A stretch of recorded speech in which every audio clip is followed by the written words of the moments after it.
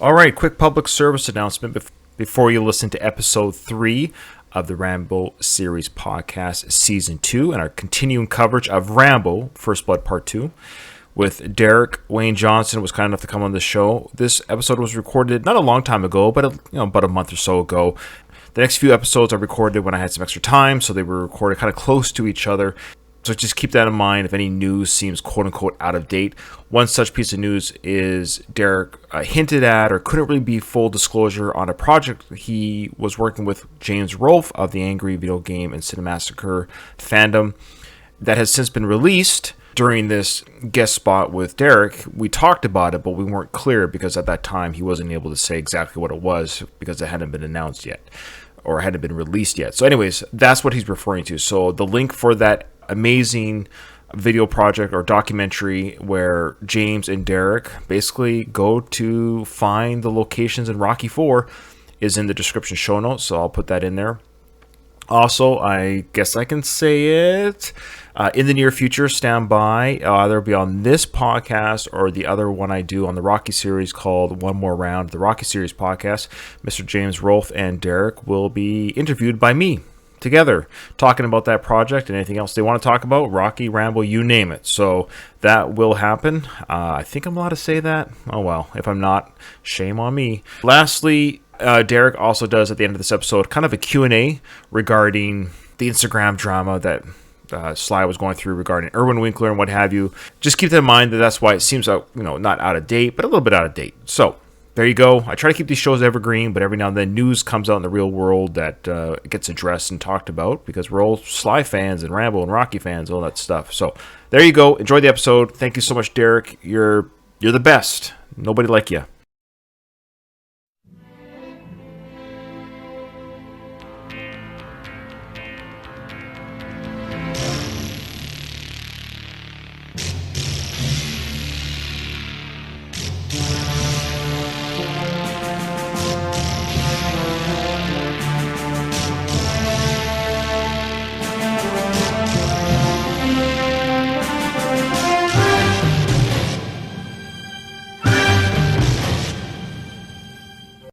Welcome to another episode of It's a Long Road, the Rambo series podcast. I am very excited today because I have with me a very special guest host for today's episode, Derek Wayne Johnson. How are you doing today? I'm great, man. How you doing? Doing very well. It's good to see you. How are you enjoying your summer? The time of this recording, it's summertime. It's hot, but I'm enjoying it. It's been a while since you and I have done anything quite like this. Well, we've never done anything like this together. Yeah, let's talk about this. So there's people listening to this episode who haven't heard my Rocky podcast because there are actually Sly fans who are just Rambo fans who aren't necessarily Rocky fans, so they haven't gone and listened to the Rocky podcast. So on my Rocky podcast called Going the Distance, Derek, you guested, or I interviewed you four times for 4 different projects. What is your fandom / history with Sylvester Stallone? Do you want to kind of briefly talk about that extensive history? So first of all, I also have to point out, I came prepared. Nice. Love that shirt. That's awesome. It's so old, it doesn't even fit. But anyway, well, I did, for those that don't know, as Ryan said, I directed a few documentaries, worked on a few documentaries with Sly. First one being John G. Avildsen, King of the Underdogs, about the director of Rocky and the Karate Kid. And then Sly and I did 40 Years of Rocky, The Birth of a Classic. Then Stallone, Frank That Is. So I directed those 3, and then I edited The Making of Rocky versus Drago for Sly.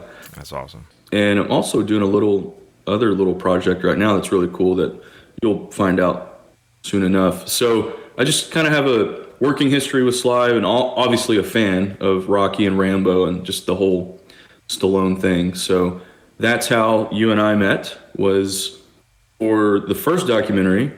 You hit me up to do an interview for King of the Underdogs, and we just became buds. Yeah, it's amazing. And it works out. It's been an honor and a privilege to become a fan of your work and become a friend of yours. Yeah, I just it's amazing, this community that has happened because of podcasting and the fandom of Stallone's work, and it's just I never dreamed when I first started this podcasting business, I don't mean like that, but like hobby 6 years ago, that I would make friends and make acquaintances with such great people. And Derek, you're certainly, I would say you're in the top three, maybe top four. Now that I said four, I don't want to say where you place in that, but no, I'm just joking. You're definitely you're definitely one of the top people I've met. Just not because of your work with Sly, because of you. You're just a good person, and you're incredible talent, and I love your work. And no, but last time we talked, you were working on your own film. Right. Yeah, that's one thing that people get confused, is they think I just do documentaries, in particular, like Stallone documentaries. We made my latest feature film called Bloodstreams, which is coming out next year. It stars Yuji Okamoto from Karate Kid 2 and Cobra Kai. Nice. Han Soto from Cobra Kai. We shot that last year. We wanted it to come out this year, but with independent features, sometimes you got to wait. Yeah. We hope to turn it into a trilogy. That would be really nice. That's awesome. And now I can't wait to see that. And we talked about that on one of our 4 interviews. I'm going to send a link in the show notes to this one of all the 4 interviews you did with me, so people can go check those out, because a lot of great stories from you about Sly, a lot of great Sly stories, insight, background. I mean, it's just amazing. If you're a Sylvester Stallone fan and or Rocky fan, I highly recommend those interviews. You gave me some stories and stuff that I re-listening to them, but it's just amazing background you've given me there. Are you not able to talk about the project that's sort of not a secret anymore? I you know which one I'm talking about? Are you not allowed to say anything? Or it was on Facebook, so... Yeah, no, I can't say details about it, but for those of you who know James Rolfe, the angry video game nerd of Cinemassacre, he and I just recently went out and did a Rocky IV location tour video that will be on the Cinemassacre channel soon. James has been a friend of mine for a few years. I actually was on his show about 5 years ago to talk about King of the Underdogs, and yeah, he's just a great guy. And he I've known about this for about a year and a half, and then we finally executed it. And Sly knows about it, and he thinks we're nuts, but he was really cool and really like helpful and whatnot. So it's going to be coming out. I can't talk about it. I wouldn't want to spoil that for James. Yeah, it's going to be fun. I don't know when it's going to drop, but hopefully soon. I had the opportunity and the honor of actually interviewing James in the early days of my podcasting. He took a chance on me and my brother. I'll talk to you offline, but I feel like it wasn't the best interview. I wasn't good at interviewing yet. He was really gracious, and he was really, I listened back to that interview and I cringe a little bit, because I'm hoping he gives me another chance. Maybe when you guys promote this thing, you'll come on together or separately. I don't know, but I'll talk to you more offline. But I really hope, James, if you're listening to this, I apologize. It was 4 or 5 years ago when I interviewed you. I'm better now. We all grow and learn and what have you. Everybody needs a warm-up period. So yeah, you're good. I know. Well, I don't know if I'm much better, but anyways. Okay, well, what is your background with Rambo? Like, what's your fandom with the Rambo series, with First Blood Part 2 in particular? But do you like the series, or what's going on here, Derek? Honestly, I was a Rambo fan before Rocky, because that was in the order of what I grew up watching, I think. As a matter of fact, some of my family members when I was a kid called me Rambo just because I was like obsessed. I was born in 83. The Rambo movies were just, obviously... Part 1 was 82, and then Part 2, 85, Part 3, 88. So prime Rambo experience as a kid. I had like the Rambo tricycle, the Rambo bazooka, the Rambo gun, which I still have, the action figures, the whole thing. And I thought I was Rambo. And it really, First Blood, you knew was a really great film, even as a kid. But you always watched Rambo 2 because it was awesome. And then Rambo 3, if it was just on, let's be honest. But still a fun film. It was just a part of my life. And you know me, Ryan, I'm not like a crazed fan. I'm a filmmaker who has influences, and certainly First Blood was one of them. As a matter of fact, I got on VHS like the Rambo trilogy when they put it out in the mid-90s. Right. But before that, I only had First Blood taped off of NBC, its network television premiere in 1985 that my mother recorded. And I watched that tape with commercials for like 20 years. That's awesome. Yeah, I actually told Sly that one. He thought that was hilarious. Hey, do you remember any of the commercials that were on there in 85? I don't remember, but obviously I got the VHSs, then I got the Blu-ray, the DVDs, and so like I haven't watched that tape in so long, so I don't remember. But that was huge for me. Let's talk about Sly. Like I actually found pictures of me back then, and I would send them to him, like me holding the Rambo bazooka or the tricycle or whatever, and he just thought that was hilarious. Do you still have those pictures? I didn't think to prepare. I can add it to the video if you don't mind sharing. I can put it on the video that'll go on YouTube. We can show the people those pictures. Yeah, I've got a few of them, and awesome. Sly approved. There you go. And then I have a really cool Rambo 2 story coming up that I'll share with you. I probably told you about it. Like, there was an object from the film that I've held in my hand, which is cool. That's right. If you want to share, you can share it now. This would be a good time to share it. Yeah. So one day I'm at Frank Stallone's house, and he just has like memorabilia everywhere. Like he's got Rocky stuff, like the original stuff, Rocky stuff, Rambo stuff, whatever. One day I was just down in his office, which is on the basically it's like a basement, but it's like an office. I just look over amongst all this stuff, and I see an arrow. And I walk over to it. It's just loose, like in his house, like leaned up against a shelf or something. I go, can I pick this up? And I picked it up and I go, Frank, is this an original Rambo 2 explosive arrow? He goes, oh, yeah. It was just plastic. The explosive tip that he screws on, obviously that was real, or not real, but metal. But the dummy arrow, it was just plastic, and it was all one piece. Obviously, he screws it on. That's all metal, yada, yada, yada. The dummy arrow was just one solid piece of, and then it had this plastic tip, and it was painted. And I'm like holding the dummy arrow that Sly pulls back and whatnot. And I was just like, and it's just loose in Frank's house. It's pretty wild. That is awesome. I love that. You've touched a real and a very iconic. I mean, other than the knife, the Rambo knife, I would say the explosive arrows is pretty iconic, especially in the Rambo films, especially Part 2. Great payoff. Unfortunately, not the scene that we're covering today, but a great payoff later in the film of that arrow being used. I love it. I think that arrow scene for me as a young lad when I first saw the film, I think it sticks out for everyone. I don't think I ever saw a person get blown up before. On film, it's a great moment.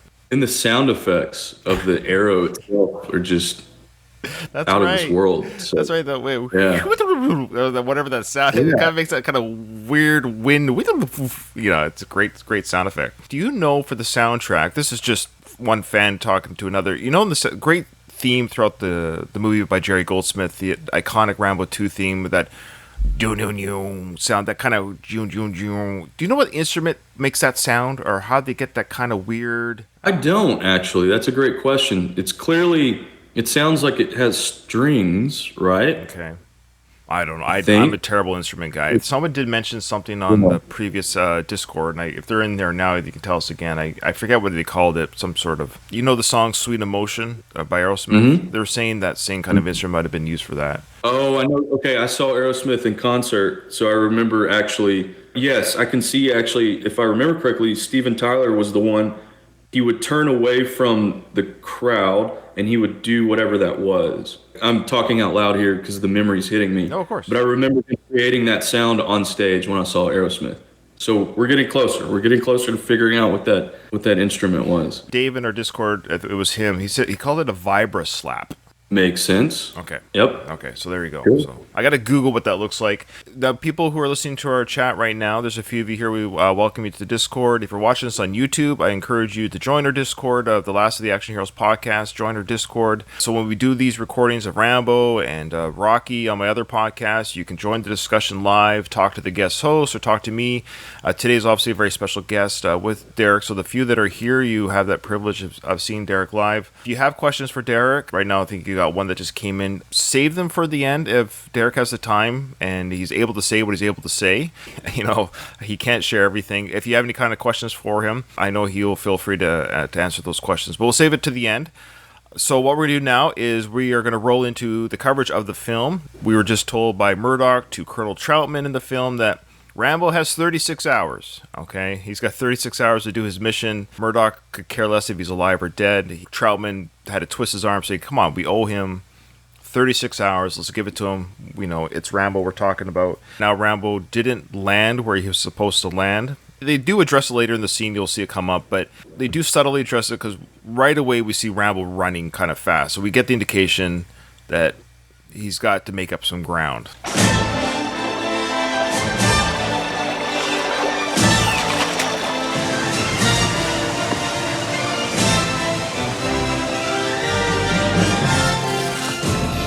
I mean, right there, that shot of him climbing the rocks. I love the cinematic aesthetic of this second film. What are your thoughts on just how we're going to get to all the jungle scenes, but just overall, like because you're a film guy, like what do you think of the tones or the film texture of part 2?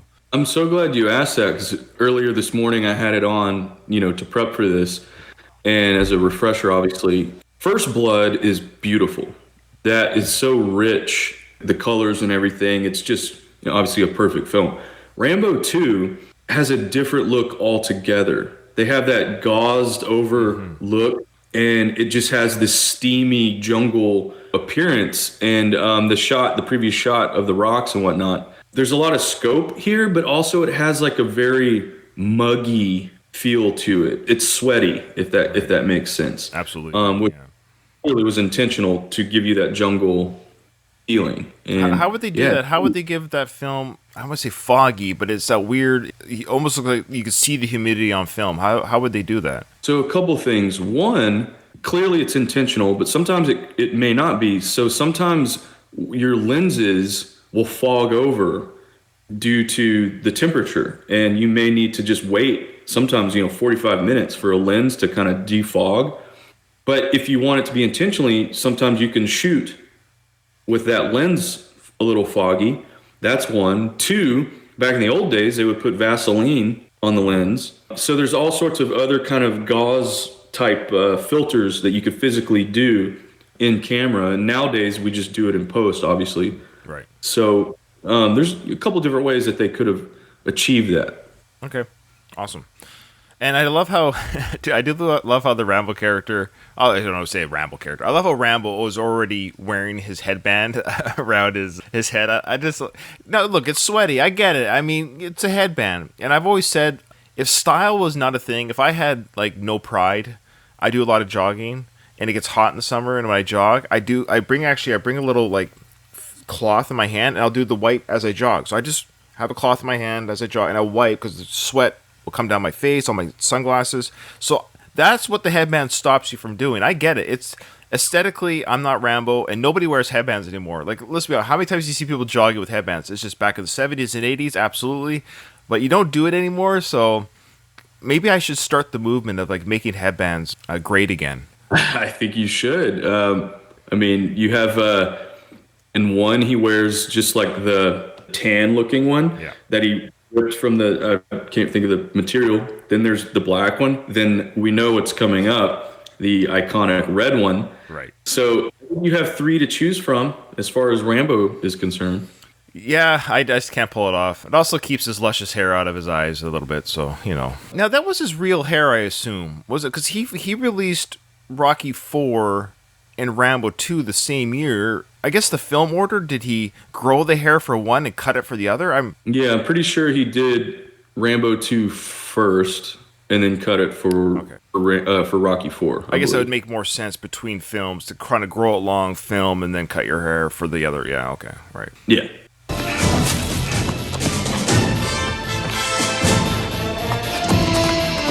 There's that foggy look. Now, that's actually not Rambo. That's Stallone just doing his morning workout, and they just got it on camera. It's between takes. Like, hey, we should probably just use that in the film. It just got Stallone running around the jungle, keeping in shape. Because that guy never stops.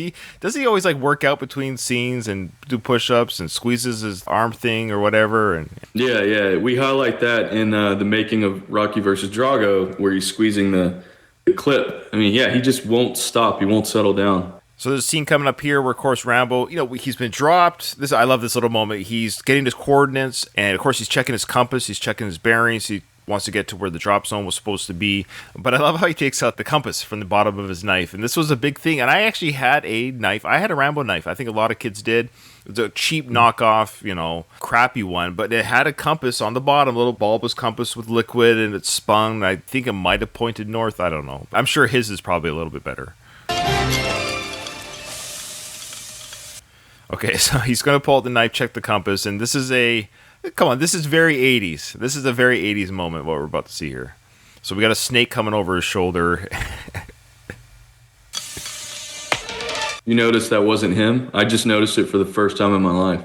On the first shot of the snake. Oh. Well, if it's a real snake next to a... Yeah. As you think about it, play it real quick. Oh, yeah, sorry. Right there. Pretty sure that's a double, and then they would have... Yeah, you could tell that doesn't look like Sly. Oh. And then for the shot of him holding it, obviously they cut back to you, and that's Sly. Yeah, that is... Because if it was Sly, they would have more of the face showing. Why not? If you're going to stand there anyways, why not just be more of like side profile with the snake there? Why not? Absolutely. I think that's his double, no doubt. That's Frank Stallone. Frank Stallone is expendable. He can have his face bit.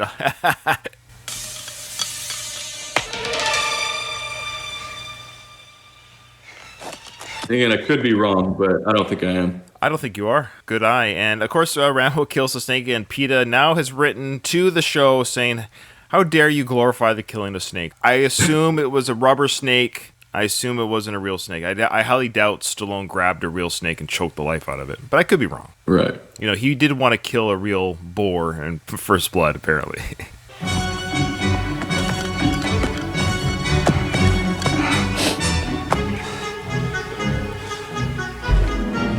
Now, apparently, First Blood Part 2 was filmed in Mexico. Yeah, I believe it was. So those statues that we see there, those kind of like, I don't know which religious personalities they are of. Are you familiar with the culture in Vietnam or what religion they are? Or?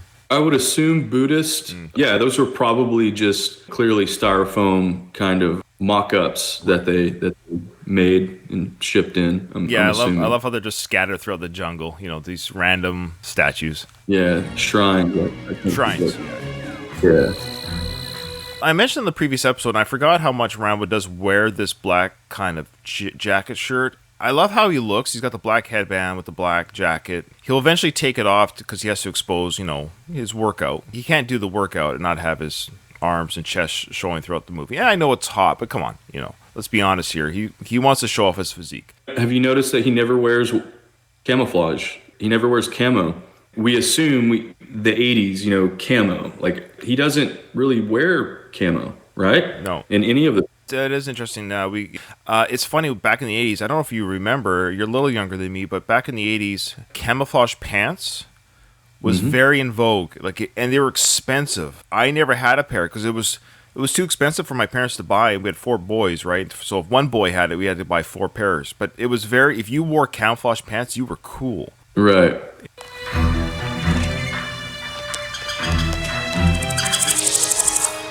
He's like sensing a presence in the jungle. He's not alone. Yeah, I love all these shrines of these deities. It's pretty cool. It's a really cool aesthetic. Mm-hmm. To give you the indication that he truly is in a foreign land again. And now we'll play out the sequence here, but just for our listeners, of course, at home who are not watching this on YouTube, we have a character in the background who seems to be shadowing Rambo. Rambo senses the individual. The individual knows that Rambo's there. So it's a bit of a cat and mouse game between these two individuals. Let's see how it plays out. We get a little indication here, of course, of Rambo's stealth abilities, right? This is showing you how stealthy he can be in the jungle. Like a cat.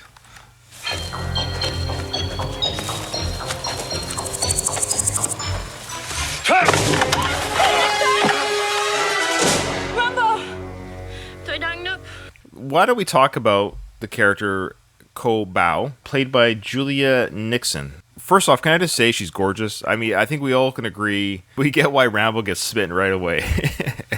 She actually said one time, if you've seen the special features of the making of and whatnot, she says that this was a rare occurrence where the man was better looking than the woman. Sorry, Julia Nixon, you couldn't be more wrong. Yeah. Like, she looks great. She's stunning, and unfortunately, I don't know, unfortunate is the right word. I mean, she's had a career. I just look at her filmography here, and it's just nothing really pops out. I mean, she has a lot of guest appearances, TV work. I mean, you can have a great career doing TV work. I would love to be a character actor in TV shows. You know, you go from, she's been in Star Trek, she's been in like Kung Fu, she was in Crime Story, Airwolf, Magnum PI, Chicago Hope, Jag, Nash Bridges, Days of Our Lives, even Castle. Her last TV guest appearance was 2016.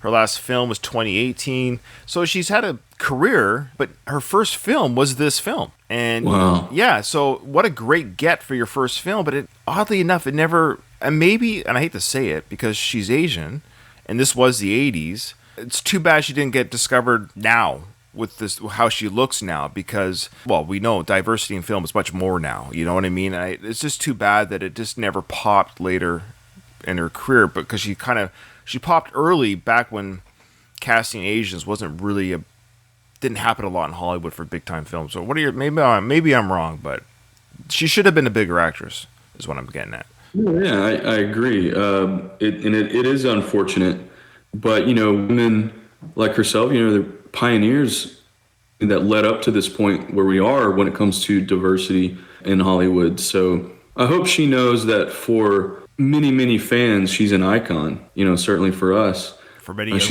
young boys, she's like I fell in love with her in the film, man. Absolutely. I mean, she's recently my friend on Facebook, or as of the last couple of years, but we never speak or anything. But it was just because it's like I saw Julia Nixon's name on the People You May Know, and I'm like, click. You know what I mean? Because like to us, she's definitely iconic and again a beauty of our childhood, and still is. Oh yeah, absolutely.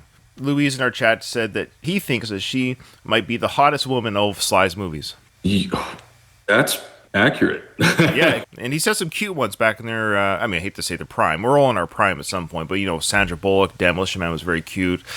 Sharon Stone is a gorgeous woman. I mean, he's had some great, Madeline Stowe, even Avenging Angelo. Terrible film, but Madeline Stowe was a gorgeous woman in that film. So a lot of competition, but yeah, definitely Julia Nixon would be up there in that discussion. That's awesome. I'm going to have to go with Julia Nixon. Yeah. Absolutely. Yeah, I like it.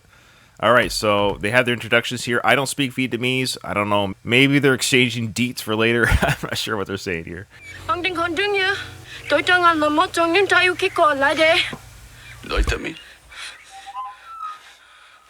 Who knows what they said there, but she did start with Rambo. That's a good indication. I might know who you are, because I really don't think anyone else in this area would just happen to know that my name is Rambo. So, but she continues the conversation in Vietnamese all the same. What are your thoughts on the reason why she spoke Vietnamese to him instead of just continue with English, if this was supposed to be her American counterpart as well? That's interesting. I've never questioned it. I think you just raised a good question. Clearly, that was a choice in the script. I don't know. I don't have any wisdom on that one, but that's actually a good point that you raised. Like, why, if she has a knife to her, or knife is raised, why wouldn't she speak English to a known American? Yeah. But it could be also that maybe she knows that there's a Soviet presence and he could be a Soviet, so she's not going to just immediately speak English. I don't know. Yeah, that's good. Good point. Did not expect a woman, no. We better go. Now, I love that. That's, you didn't expect a woman, no. And of course, we, the audience, didn't as well. And this is actually very, for speaking of the 80s, we have an Asian actress for American Hollywood type film. She's going to be the sidekick to the Rambo character. Stallone has actually always been very forward about his casting, with Apollo Creed, to have his counterparts to not be white. Now he's got an Asian female. Like, you got to hand to Sly. He's always been very good about kind of forward in Hollywood with his casting and writing choices. But I will say, within the film, it doesn't make sense. But what I'm getting at is because if he's being briefed on who he needs to meet, your one contact, you would probably give all the information. Like being in the military that I'm in, you would brief the individual. She's female. She's 23 years old. She's 5'2", whatever it is. Like this is who she'll be wearing this, and she'll be XYZ. So in your code words, that's the other thing. They're probably speaking code to each other. Like in the military, we have like if you're out doing an operation and you have a contact with somebody, I give you a code word, you give one back to me, so I know that you're part of the same team. So that might have been what they were doing there. You think they would have told, hey, by the way, your contact's a female, so don't be surprised by that. But for the audience purposes, yeah, that's the reveal. The screenplay by Sylvester and James Cameron, and they're actually not military men as yourself. Clearly, I'm sure they had an advisor, a technical advisor, but I think also it's just a movie. And that's the thing that like you have to, with these type of films, you have to remember it's not Platoon, it's Rambo. Yeah, of course, I know. But at the same time, for us fans, it's like we want to know like why. And so you have a good point there that maybe because you are a military man, that maybe that was the code. And it's interesting that wasn't for the audience, maybe. That was for them.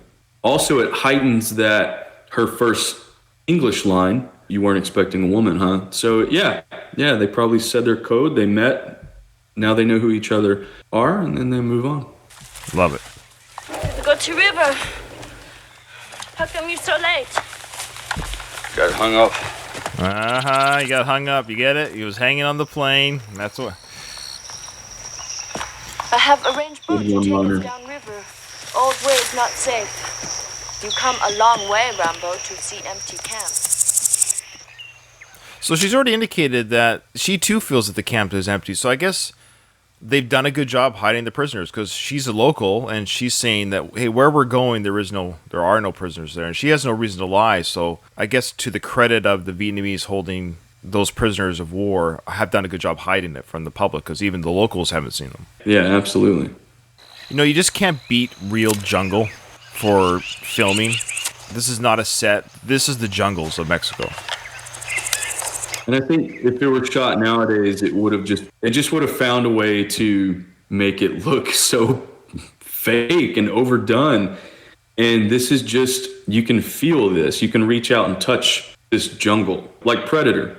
Yeah. Real jungle. Yeah. Also in Mexico. I mean, you look at this stuff, a location manager had to go out and, and the director, they had to find these locations. And boy, did they do a good job. Nothing beats real, and I know with today's films, it doesn't happen as much as it should. You just know the difference when you go back and watch the 80s films and 70s films. You definitely get the real aesthetic. It just feels grittier. That's the word, grittier. It just, when it's real, it's grittier.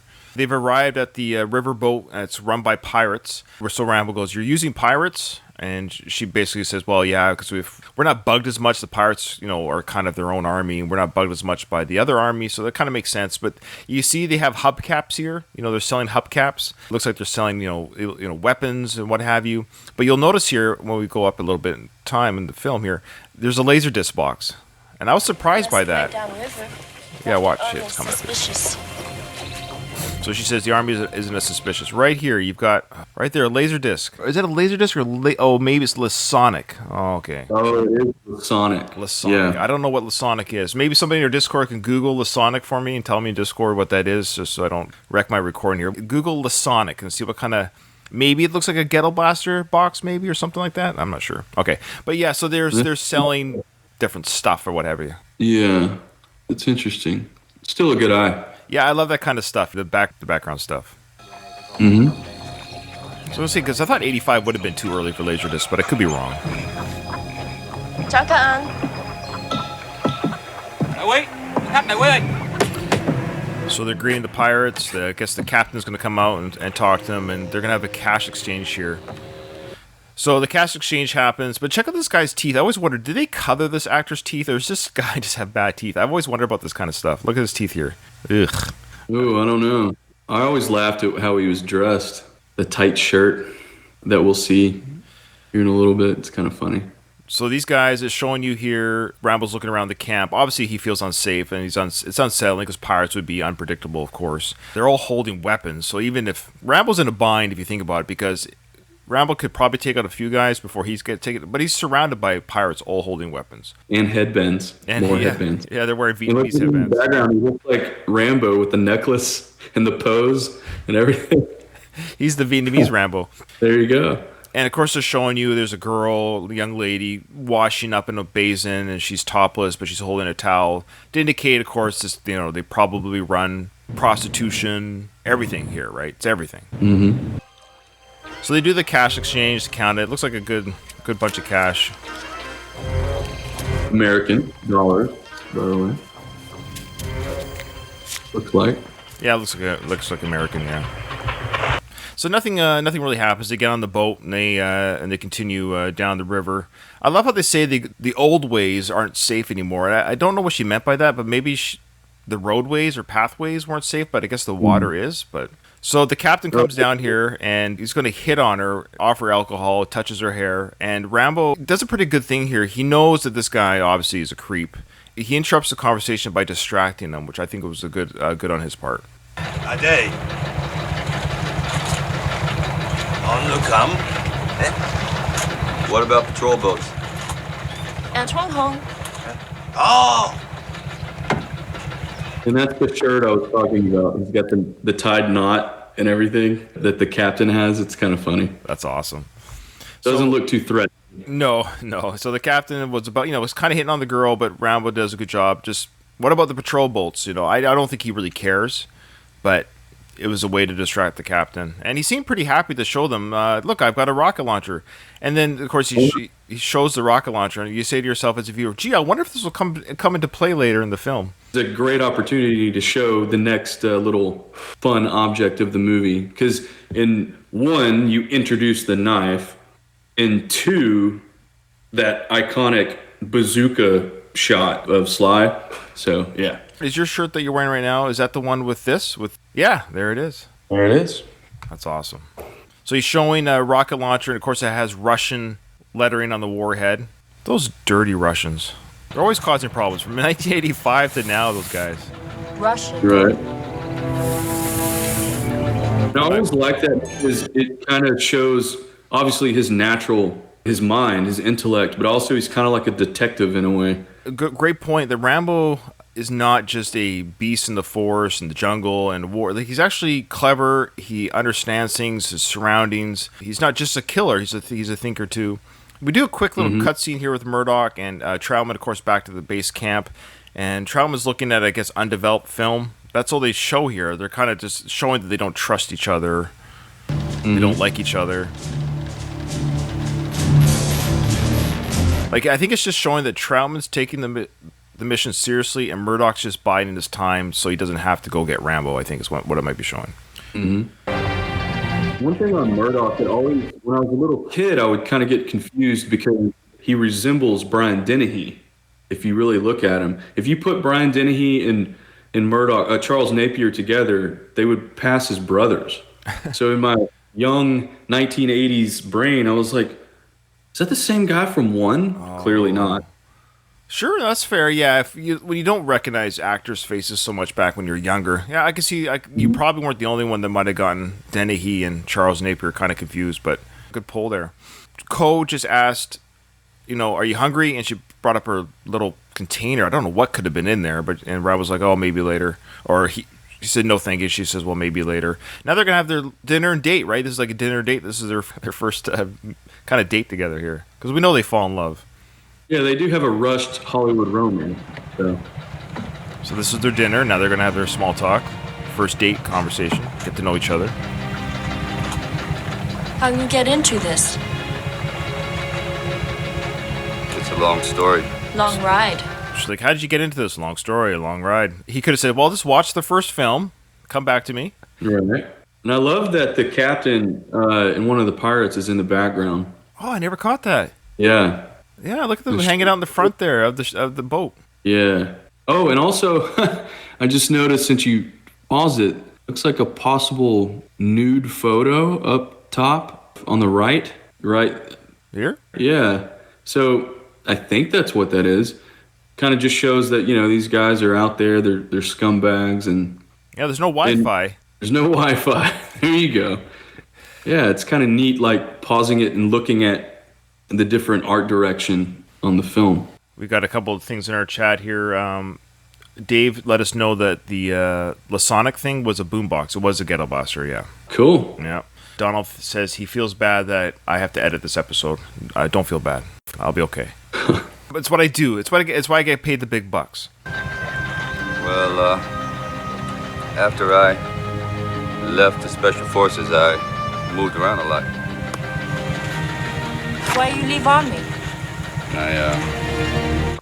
Sorry, I always thought Sly's cadence in this sequel was a little off. Here, in the course, the speech at the end, it's like he has these interesting pauses for some reason. I don't know. I totally agree. I would be interested to hear what Sly's reasoning for that was.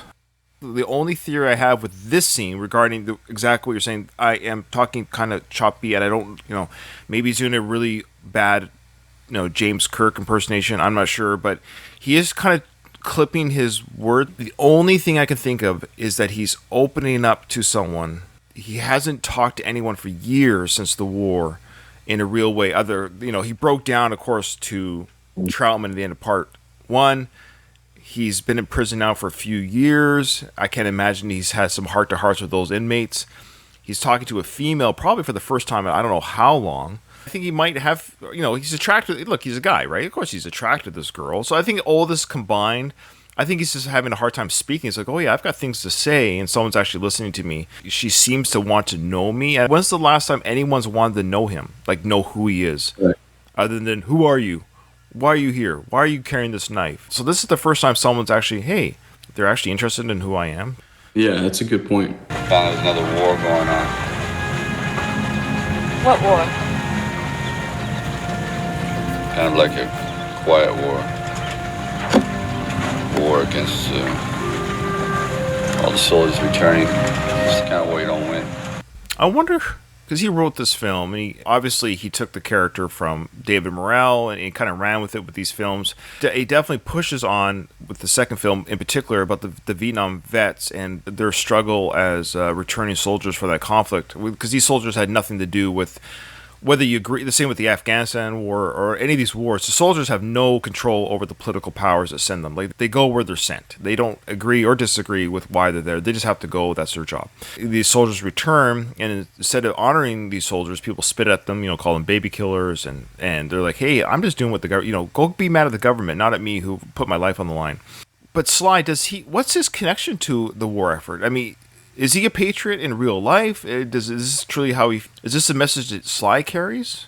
I won't speak for him, but he's clearly a red-blooded American, as we say. Mm-hmm. And, he's Rambo. He didn't serve, but he is obviously an icon of the military within Hollywood. He was of that era. Like, he was in school. He was in college, but he's of the Vietnam era. I mean, he, again, didn't go to Vietnam, but he knew people that did. I think this is his way of kind of honoring them. I mean, this is the ultimate movie to honor POWs and just veterans of this war in a very bombastic Hollywood way. Of course. A year later, once again, Platoon came out, and that's the complete opposite of what this film is trying to do. Again, I don't want to speak for him, but he certainly is, like I said, a red-blooded American. Yeah. No, I want you to officially say, Sly told me. I'll show me the text. Show me the text. I want you to tell me. Yeah, I feel the same way. It's always interesting now as we get older and we understand filmmaking processes, the writing, and the author behind the writing. He must obviously have these sentiments because he plays them so well. The only part of the scene that I would have changed differently, when he talked about how I came back and the war was still going on, a better way to write this scene today, maybe he didn't think of it back then, but now with the mental health that we have and our understanding of mental health, if he had taken the knife and said the war in here, and if he tapped on his head, I think that would have been a more poignant scene, because he was talking about the war at home is still against the civilians and the public and their persona, or what they feel about us as soldiers. But if he said, I came back from the war and the war continued, and she's like, what war? And then if he goes, taps the war here, and taps his head. Yeah. Oh, no, I agree with you. I think that also would have helped the language barrier as it is to give her a visual. So, yeah, I agree. The war inside his head. I mean, I'm not saying I'm a better writer than Sly, but I'm a pretty good script doctor. That's all I'm saying. Sly, if you want to come to me with any Tulsa King notes and what have you, I'll give you a couple. There you go. So, my problem. How about you? How'd you get into it? My father worked for intelligence agency. He killed and I take his place. It's too much death here. Death everywhere. Just want to live, Rambo. Maybe go America. Live the quiet life. What you want? To win, to survive. Okay, so there was a little bit of a hint there that, come on, Rambo, she's kind of flirting with you. Maybe I'll go back to America. Maybe some white knight will take me back to America. She goes, what do you want? Rambo missed an opportunity. He should have said, hey, I want that too. You know, when we survive this thing, let's go to America together. I got a farm we can go to, but oh well. She asks here, what's the reason to survive? What are you getting at here? What are you fighting again? What's going on here? So easy to survive. Still war here. Survive a war. You gotta become war. That why they pick you? Because you like to fight?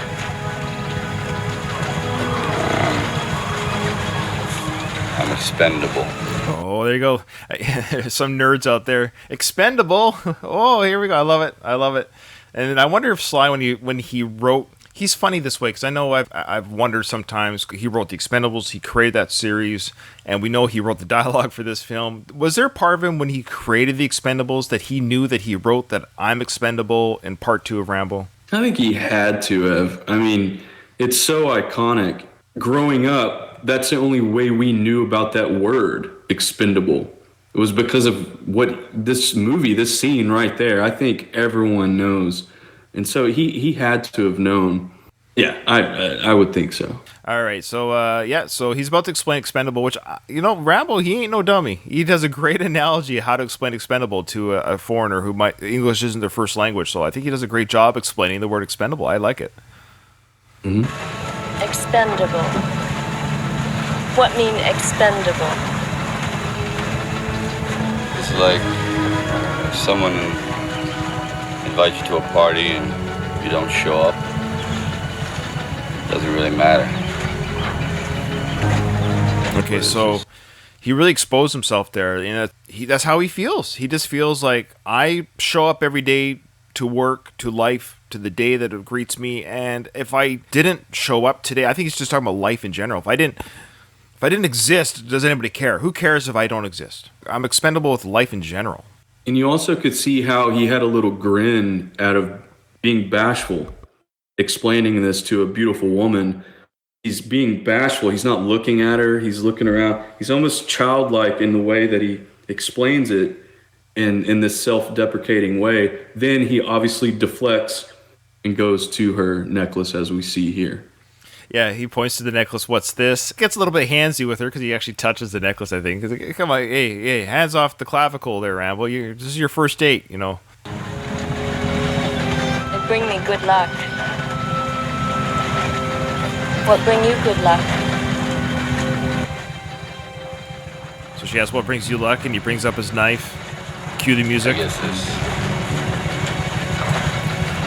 And I know we were talking over it, but during their little dinner date conversation here, they were playing the theme of "It's a Long Road When You're on Your Own." It was the end of First Blood theme. They were playing that here to show this is a touching moment. It's a calm moment, but I love it. They reintroduced the theme and the orchestra music for that part here. Again, a little 80s, right? Which I love the 80s. Like what brings you luck? And of course, that's kind of that comedy moment. This big-ass knife brings you luck. I will say to Cole, though, with your necklace bringing you good luck, I recommend you take it off in the next half hour. Sorry. Yeah. Oh, I don't think it brought you the luck you're hoping for. Okay, I don't want to spoil anything for anyone that hasn't seen the film. I can't imagine who hasn't. In First Blood, the knife didn't bring Rambo any luck because that's what got him busted. That's right. So they both have terrible good luck charms. Yeah, terrible good, yeah. I love it.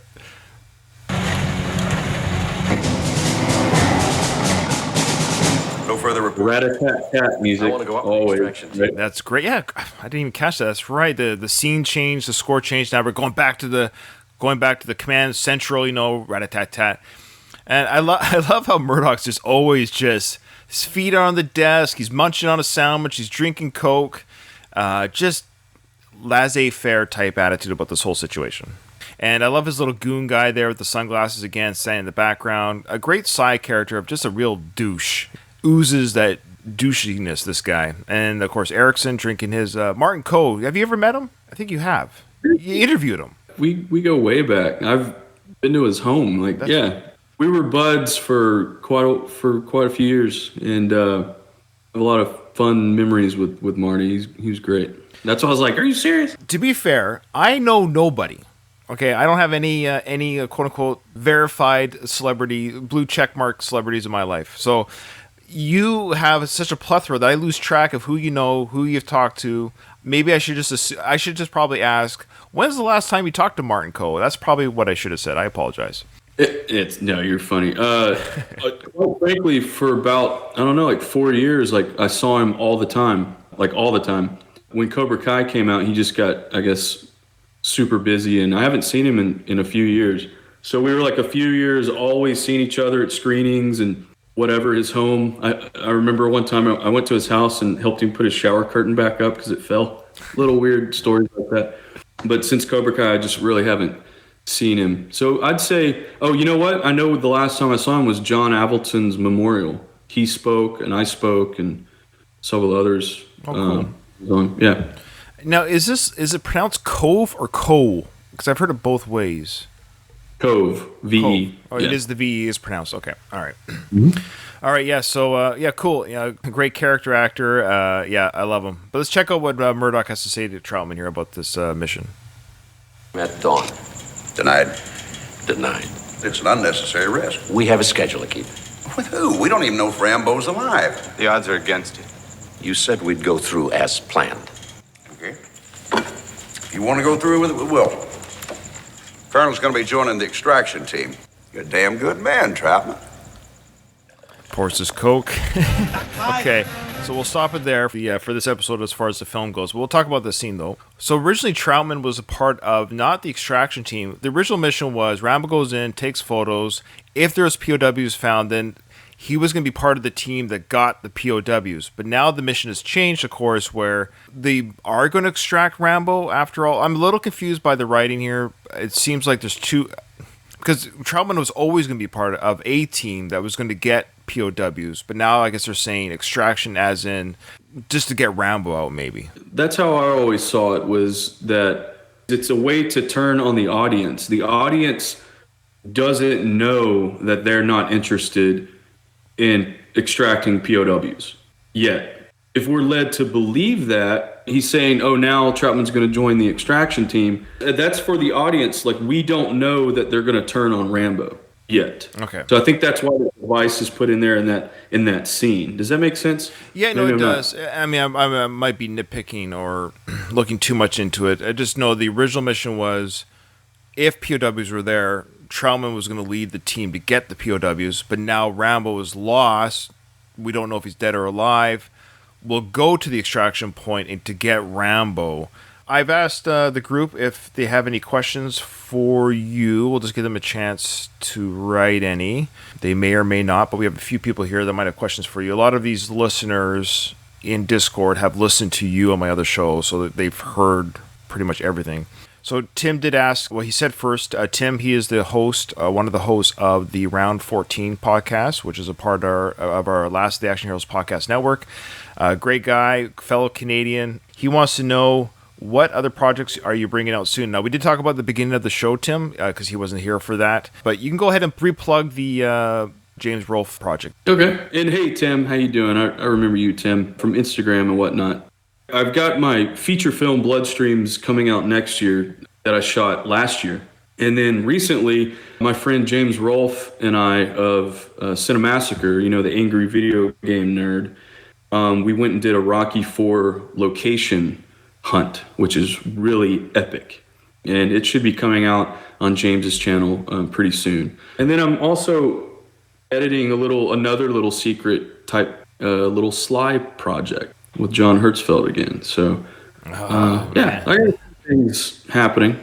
That's it. I can't believe you. So you tease that. Just reiterate what you just said. Like the James Hurst. Don't say what it is, but explain who John Hertzfeld is to Sly, maybe, and so people can understand how big of a thing that you're doing, what you're editing. Not what you're editing, but why that's a big deal. Like, who is John Hertzfeld to Sly? Well, John is Sly's best friend of the last 50 years, and he directed the making of Rocky versus Drago documentary that I edited. I can't say much more, but, I'm working on another small little project with John that involves he and Sly. And then, I got a few things going on right now. There's actually quite a bit going on, but I would say that's actually currently what I'm working on at this very moment.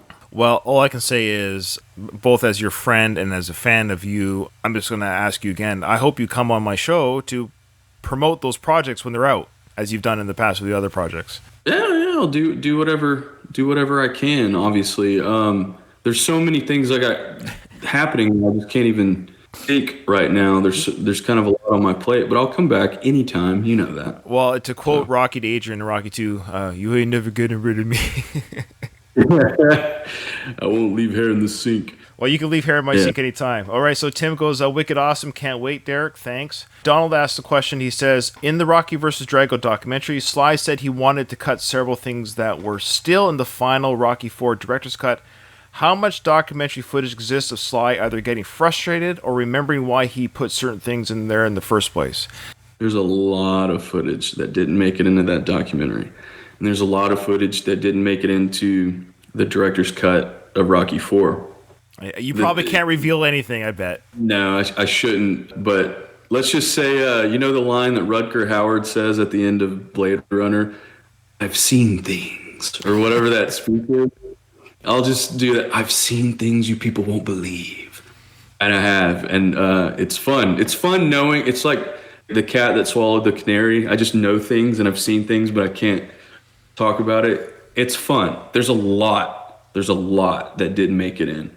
I have a question for you. This is a Ryan question. Sly has publicly, this is public, so he has publicly, I might have two questions for you, but this is public. He has publicly acknowledged that he would like to do a Rocky V edit. Now, of course, you're a big John G. fan. We know that John G. and Sly had struggles with the Rocky V cut on set and with the editing and the final cut, yada, yada, yada. We also know that, of course, John G. Avildsen has passed away, but MGM, I assume, would have owned the rights to that film. All these things are together, but Sly has publicly announced on Instagram that that is something that he would, at least he would not be opposed to doing. It's the first time I've ever seen him publicly acknowledge a re-edit, a recut of that film is not out of the question. What are your thoughts on that? Well, first of all, a few things that I think that deserves it. Number one, again, I've seen as some of you have, I've seen the quote unquote director's rough cut. The work print, they call it, the work print. Which was great. And also I know that there were decisions made on Rocky V, not just, we all know the story of how the script changed and the studio came in and said Rocky doesn't die and all that stuff.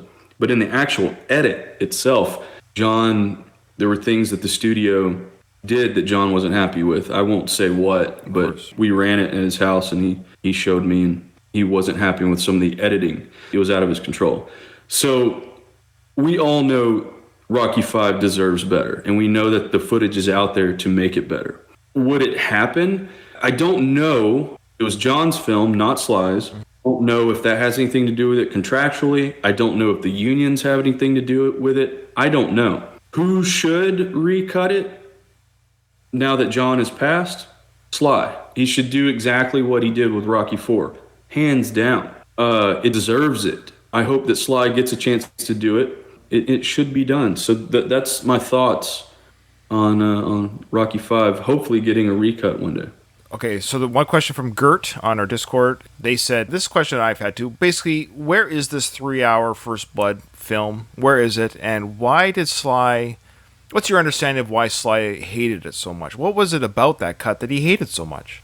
I don't know the answer to that. We're talking about First Blood, the original First Blood. Remember, he publicly said, like, there was a 3-hour cut. I wanted to destroy the film. I thought it was going to destroy my career. And everyone who watches First Blood were like, what? How could more of this film be a bad thing? I know obviously there's a gluttony to some degree, but I just can't imagine what this cut would have been that Sly would have been distraught over. Yeah, I'm really not sure. I don't, and again, I don't want to speak for him. All I can say is my neat little First Blood story that you know about. I could just tell that, and maybe this could lead some insight. I don't know. For those of you who have heard these stories before, I apologize. I don't think anyone gets sick of it. Don't worry about that. One day I was at Sly's, and he turned on the TV, and on the AMC channel, First Blood was on the tail end of it. We watched the ending of First Blood. He just started telling me all sorts of stories and about Ted Kotcheff, the director. He kind of confirmed some questions I had, and he just kind of talked about the chaos of that production and that ending and everything. And again, I don't want to speak out of turn, but I got pretty good insight into what it was like, that working relationship, what it was like on that set, especially during the ending. So I'm assuming, this is all assumption, this is not anything I was told, but I'm assuming there were just things in there that maybe creatively there were just people butting heads. I don't know, but what they did come up with obviously is a perfect film. But you also have to know, and Sly knows this as a director and an editor, the audience won't miss what they never knew existed in the first place.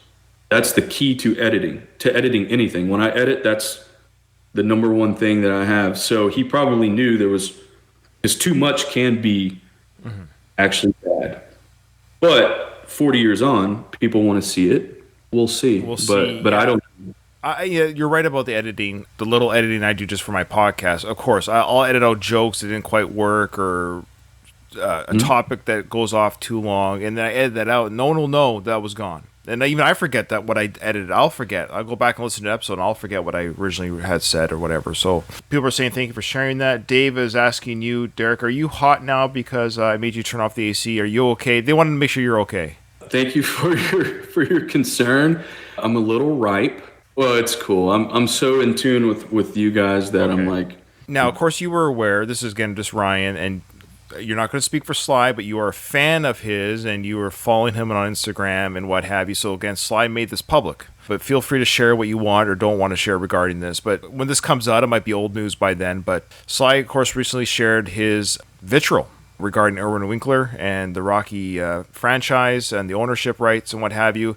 It is a side of Sly that I have never seen before. I knew that was in him because he's human, and he's allowed to be human. He's allowed to have emotions. He's allowed to be upset. And he's all these things that you and I get to do in a non-public forum, he did in a public forum. So he was able to express his frustrations, his anger, and his passion towards some individuals and their family.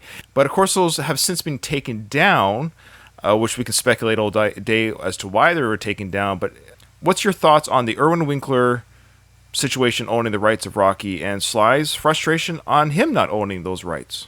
Well, first of all, definitely I'm not going to say anything publicly that I know or that I've heard or that I've been told or by anybody. But I just know that it's nasty. I don't think it's right necessarily.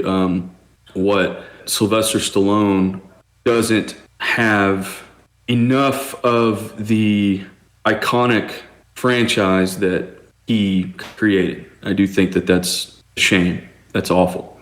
But I also don't want to comment on too much more of it because I don't know enough. I just know what I've been told and what I've been privy to.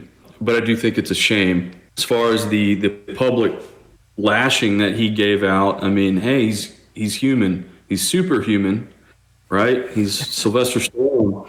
But he's human, and man, he's getting on up there, and he's probably just like, "Hey, I'm tired of this. Sure. This is who cares about whatever." And I don't know, but Sly's a good man. He's a good man, and I don't know. He's a good man. I think everyone that's a Sly fan is on the Sly team. This is frustrating to see somebody else owning the. I saw some of the comments. Even some of the comments responded to me when I commented on his Instagram. People were like, "Oh, so you think he sell?" I hate the business side of it. That's the part I don't like. I understand that somebody might legally own something, but that doesn't make it right. Is all I'm saying. You can legally own a slave, It doesn't make it right. Okay, I understand that owning the Rocky character might be legally, contractually, it sucks for Sly, but that still doesn't make it morally right. It sucks that he doesn't have the control that he.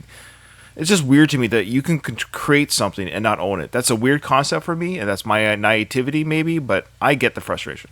And it is a business, and that's what a lot of the fans. I try to protect the fans from giving too much of a business input, but I will say this: it is show business. It's not show art. Yeah, I know. Yeah, Rocky is just a movie. Rambo: First Blood Part 2 is just a movie, but they've transcended cinema, and they're in our hearts and in our minds. Right. So they do mean more than just business. It is a shame, and I hope something gets worked out. I really do, because yes, it's a business, but at the end of the day, it's more than that. Rocky's a phenomenon. I hope Sly gets what he's due. Absolutely. Agreed. Who drew the painting of Irwin Winkler with the snake tongue or the lizard tongue? Who drew that artwork? I have no idea. Okay. I don't know. It's just weird that I don't know who gave it to Sly or where he got that from. Or he's had it for years. Or at first I thought he painted it, and I reread it. He didn't paint it. Somebody else painted it, I think. Yeah. Yeah, I really don't know. Okay. I mean, we could talk forever. You and I do talk forever. I appreciate, again, your friendship, your kindness, your time with me on these shows. You've been an amazing guest throughout the years. More to come. I don't think this will be... I don't dare say, when will your last visit be on the show? Hopefully never. One last question before you go. Tim wants to know, when will we get the Derek Wayne Johnson action figure? When are we getting that one? If that's in reference to the John Avildsen action figure that I had mentioned, hey, I would love to have a Derek Wayne Johnson action figure next to the John Avildsen one on my shelf. I think Frank Stallone has one. Like, come on, let's be serious here. If Frank has one, you should have one. I've got Frank's as well. He signed it. And this funny little story. Frank gifted me his action figure, and he signed it, and I couldn't make out what he wrote.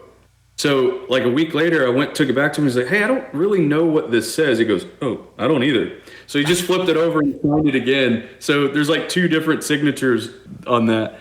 Hey, Tim, I would love to have an action figure. If you can make that happen with those guys that did the one of John Avildsen's, more power to you. I'd appreciate it. You know why you had to take action figure back to Frank? You should have sang the song, Take It Back. Do, take it back. You got to give it to him. You should have sang that to him. I need to take it back.